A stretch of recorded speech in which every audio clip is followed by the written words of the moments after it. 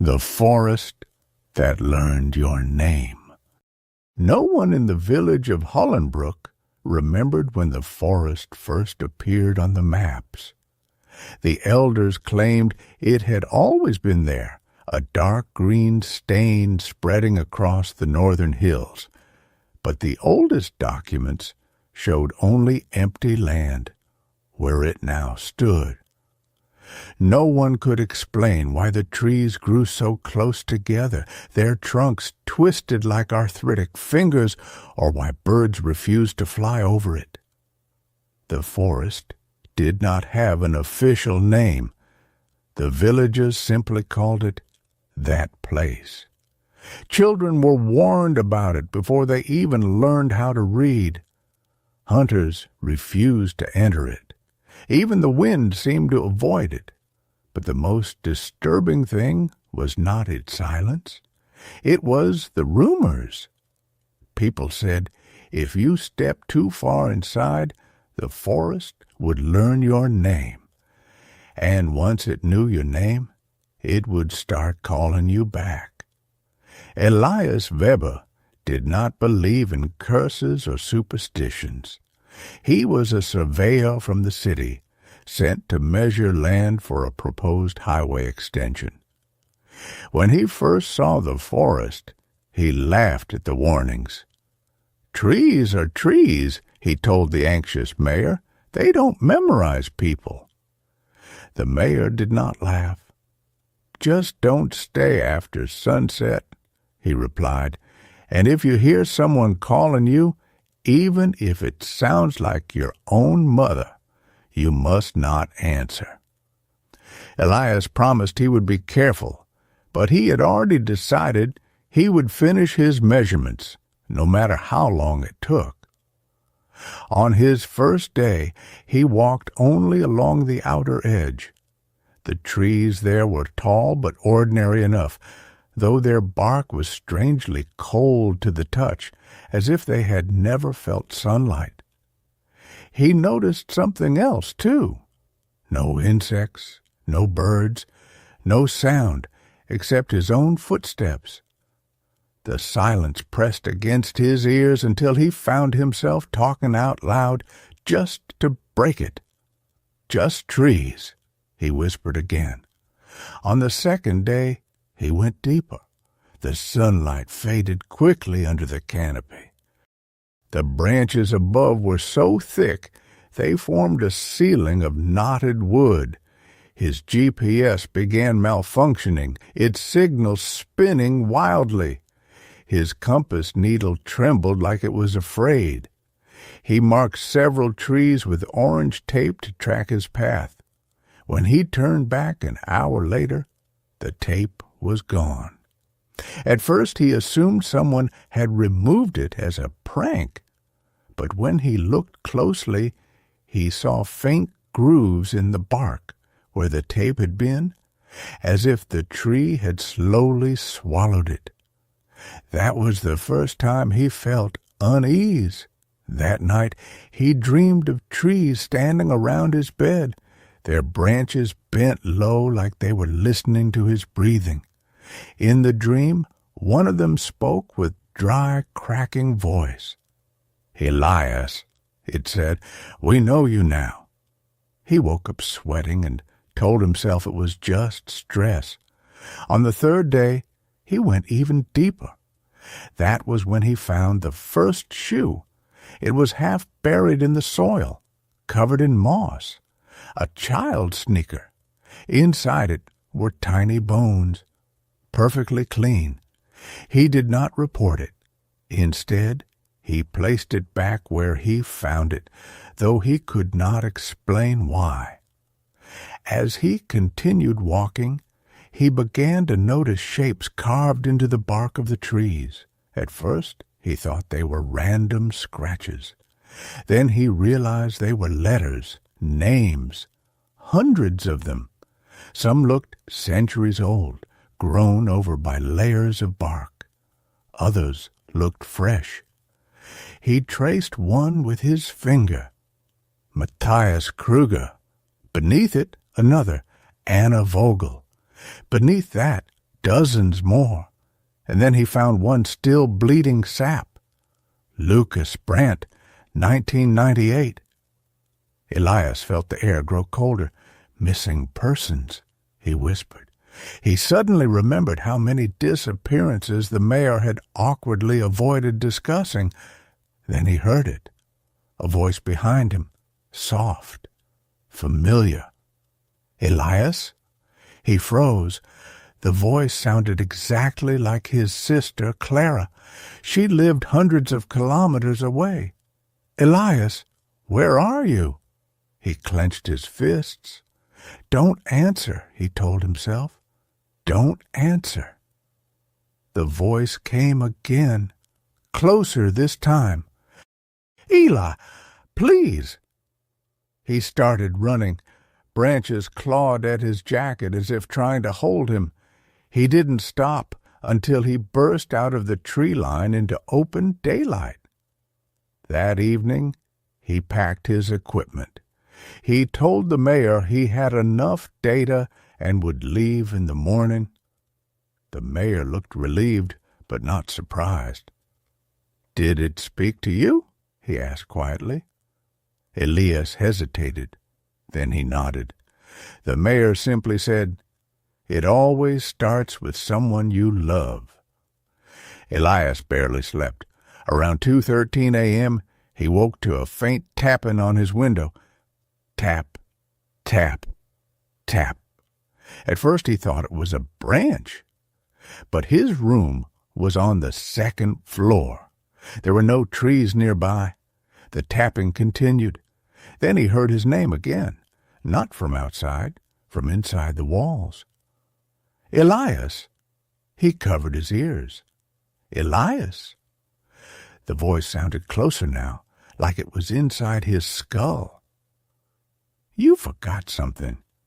He turned on every light in the room. The voice stopped. But when he looked at the wooden wardrobe, he saw something carved into it that had not been there before. Elias Weber. He checked out before sunrise. He did not say goodbye. As he drove away, he promised himself he would forget everything, and for a while he almost did. For 3 weeks he slept normally.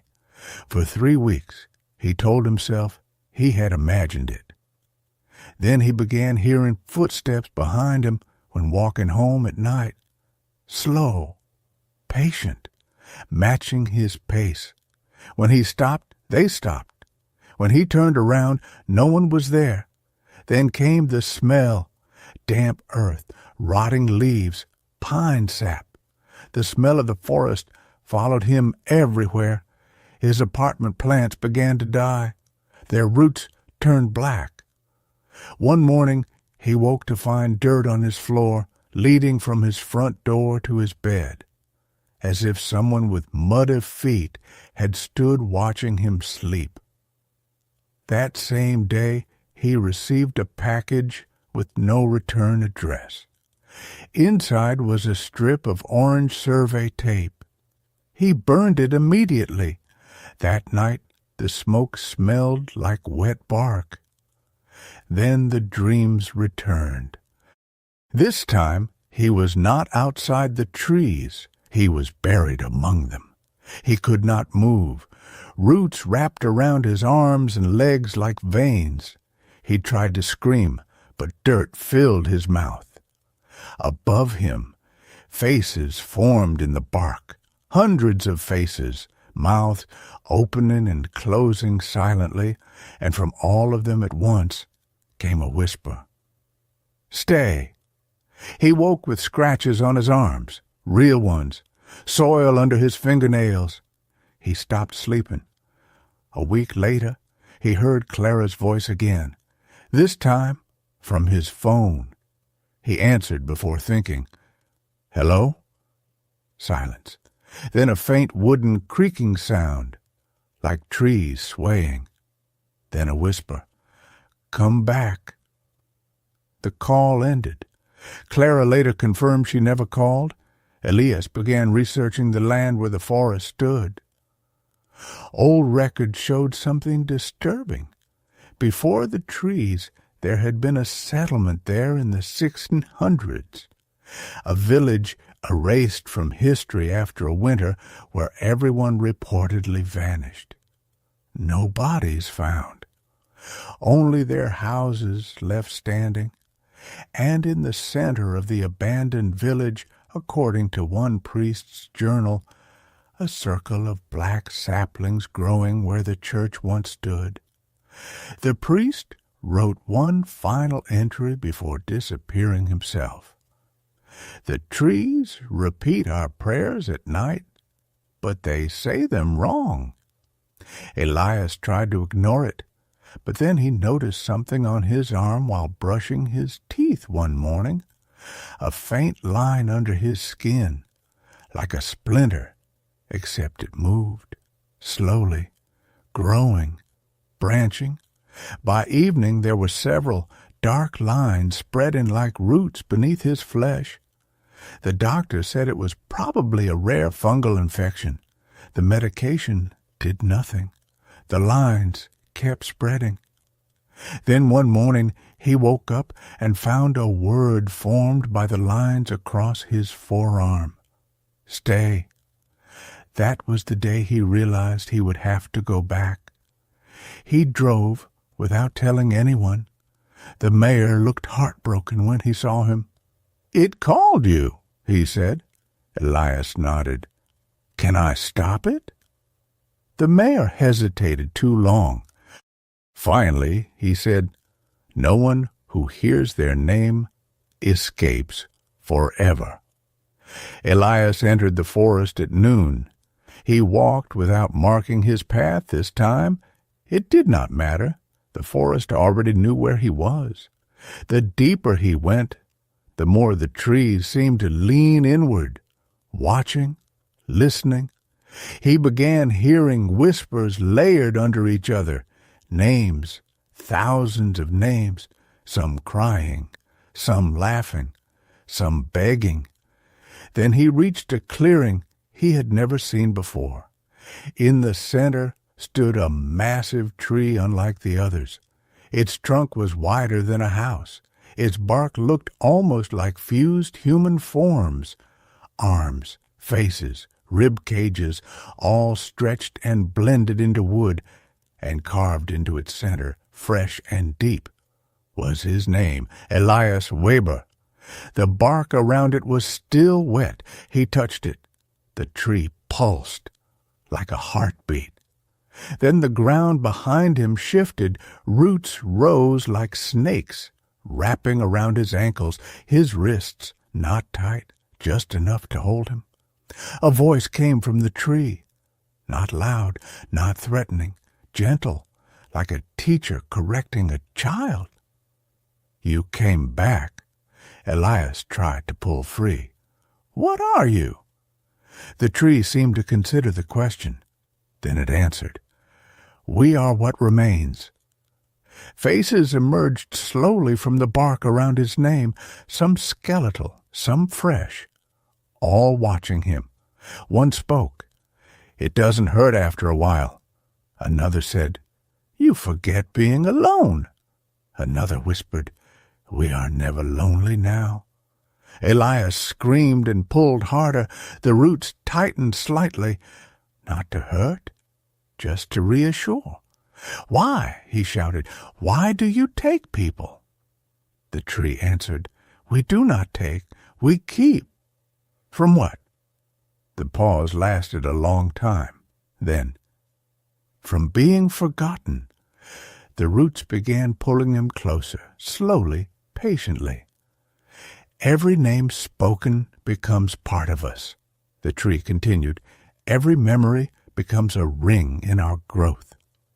Elias felt bark forming where the roots touched his skin, hardening, merging. "You will not disappear," the voices promised. "You will remain." He thought of Clara, of sunlight, of laughter in cafes, of the ordinary world. "I don't want to remain," he whispered. The tree responded gently, "You already began." The lines under his skin pushed outward, splitting small wooden growths emerging like thorns. His fingers stiffened. His breath smelled like sap. "Please," he said, "let me go." The tree almost sounded sad. "We cannot unlearn your name." The pulling continued inch by inch. Then something strange happened. Elias remembered the mayor's warning. "If it calls you, do not answer." He realized something important. The forest learned names because people answered, because they confirmed who they were. He looked at his carved name. Then he did the only thing he could think of. "That isn't my name," he said. The roots paused. The whispering faltered. "That is not my name," he repeated louder. "You're wrong." The bark around the letters cracked slightly. The tree spoke again, uncertain now. "You answered to it." "I made a mistake." The roots loosened a fraction. Elias forced himself to continue. "My name isn't Elias Weber." Silence fell across the clearing. Even the thousands of whispers stopped. The tree asked, "Then who are you?" Elias closed his eyes. "No one," he said. For the first time, the roots recoiled, just slightly. Confusion rippled through the voices. "No one?" "No one," he repeated. "You learned the wrong name." The tree pulsed faster. "We do not forget names." "Then forget this one." Cracks spread through the carving. Sap bled like tears. The roots loosened further. Elias collapsed backward. Ripping free patches of bark fused to his skin. The voices rose into a chaotic murmur. Error. Mismatch. Uncertain. He crawled backward. The forest seemed to hesitate, like a machine given impossible instructions. When he finally reached the edge of the clearing, the voices returned one last time. "If you have no name, you cannot be called." He did not stop moving until he saw daylight. He never returned to his old life. He never used his real name again. He moved constantly, new cities, new documents, new identities, and it seemed to work. The lines under his skin faded, the smell disappeared, the dreams stopped. Years passed. He almost believed he was free, until one day, while checking into a small roadside motel, the receptionist smiled and said, "Name?"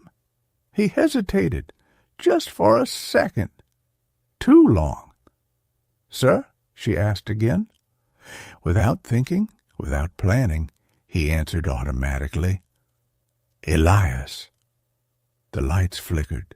Somewhere far away, deep under soil and miles of roots, something ancient and patient remembered, and in the silence between heartbeats, a forest whispered with quiet satisfaction. Welcome back. The forest had always been whispered about in the nearby town, but few ever dared to venture inside. Legends spoke of the twisted, blackened trees whose roots seemed to crawl across the earth like fingers, reaching for anything that strayed too close. Emily and her friends had laughed at those stories, thinking them the ramblings of old, lonely locals. They packed their bags for a weekend camping trip, the sun bright above, the air crisp with the scent of pine. At first, everything seemed normal. Birds chirped, a soft wind rustled the leaves, and the forest canopy filtered sunlight in golden patterns across the forest floor. But as they trekked deeper, the light began to dim unnaturally. Shadows stretched in impossible angles, and the wind seemed to whisper, carrying voices just beyond comprehension. "It's probably just the wind," Emily said, forcing a smile, though unease curled in her stomach. Night fell faster than they expected, and soon the familiar sounds of civilization were gone. Their campfire flickered against the darkness, and Emily thought she saw movement in the shadows beyond the firelight. "Probably a deer," Mark muttered, though his voice lacked conviction. Hours passed, and the forest seemed to close in around them. The trees groaned and twisted as if alive, and strange shapes flitted at the edge of their vision, disappearing when anyone turned to look directly. Then came the whispers, soft at first, indistinct, like the rustling leaves, but gradually forming words. "Stay, stay, forever." Panic spread among the friends as they realized the forest wasn't just dark, it was aware. They tried to leave, but the path they had come in on seemed gone.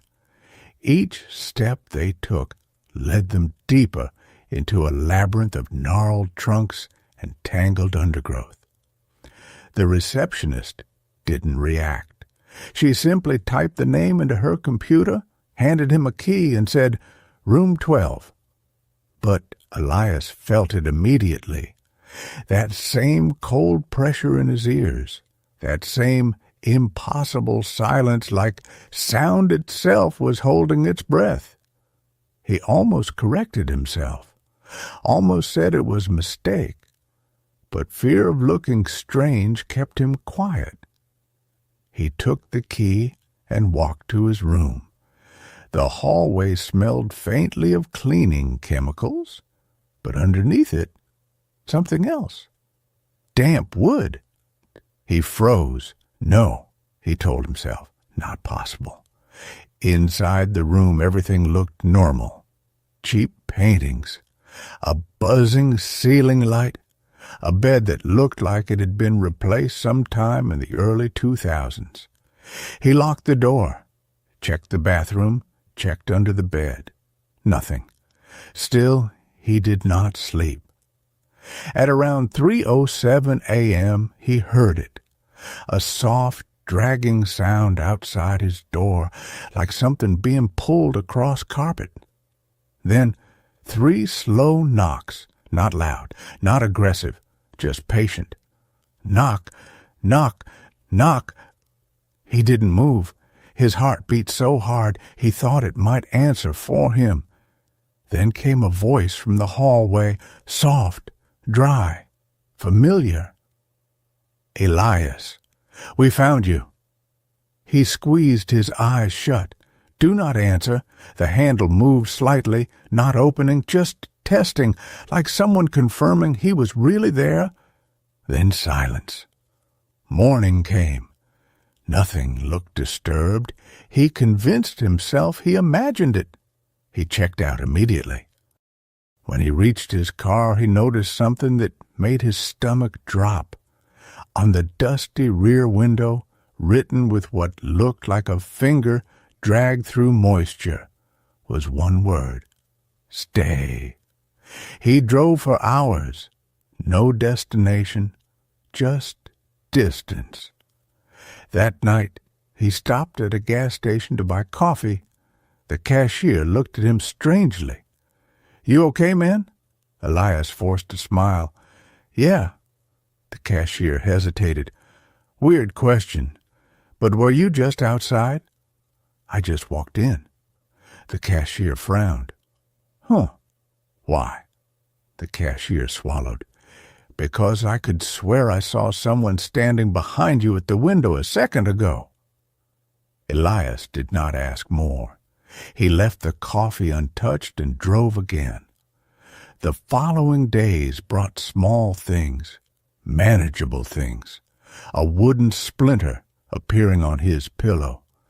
Dirt in the seams of his shoes after walking on pavement, the faint sound of creaking branches when he sat in quiet rooms. Then came the reflections. In mirrors, sometimes he thought he saw shapes behind him, vertical shapes, too still to be human. Once, in a dark TV screen, he saw what looked like bark texture across his own face. When he touched his skin, it was normal. But the reflection smiled half a second too late. He stopped looking at mirrors. 1 week later, he woke up unable to move. Sleep paralysis, he thought at first. Then he heard breathing, not his own. Slow, deep, wooden. He moved his eyes sideways. Something stood in the corner of the room, too tall. Its limbs were wrong, long like branches. Its surface cracked like old oak. And where its face should be, dozens of shallow human impressions, like faces trying to push outward from inside the wood. One of them opened its mouth. "You said your name again?" Elias tried to scream. Nothing came out. "That means you are still ours." A splintered hand, lifted slowly, pointed at his chest. "Names are roots." Another face pushed forward. This one looked like a young boy. And roots always find their way back. The thing took one step forward. Its movement sounded like bending timber. Then Elias managed to twitch one finger. The creature stopped instantly. All the faces turned toward that tiny motion. Curious, observing, like scientists. "Resistance," one whispered. "Temporary," another replied. Then, just as slowly as it appeared, the thing stepped backward into the corner, its body flattening into shadow, into darkness, into nothing. Elias gasped and sat up. Morning light filled the room. The corner was empty, but on the wall, pressed into the paint like something had leaned there for a long time, was the faint pattern of bark. That was when he understood something worse than being chased. The forest did not need him to return physically. A part of it had already come with him. He tried desperate solutions. He shaved his head, burned his old clothes, changed languages, speaking only in places where no one knew him. He even tried living without introducing himself at all. For a while it helped. But names are everywhere, ID checks, payments, paperwork. One mistake always happened, and every mistake was like watering a seed. Eventually, he found an old folklorist online who specialized in European forest myths. He used a fake identity to arrange a meeting. The old woman listened carefully. She did not interrupt. When he finished, she asked only one question. "Did the forest ever offer you peace?" Elias hesitated, then quietly said, "Yes." She nodded slowly. "That is how it traps the thoughtful ones." "Can it be stopped?" he asked. She considered. "Forests are not evil like people think. They are collections, archives. They keep what time tries to erase." "That doesn't help me." "No," she agreed, "but this might." She handed him a photocopy of a medieval text. One line was circled. "What has no name cannot be held. What refuses memory cannot be planted." "Forget yourself," she said. "Completely." "How?" Her eyes looked almost apologetic. People who tried usually did not remain themselves afterward. Elias understood. Total anonymity, total disconnection, no past, no identity, no story. He asked, Did any succeed?" She took too long to answer. Finally she said, "One." "What happened to them?" She replied quietly, "No one remembers."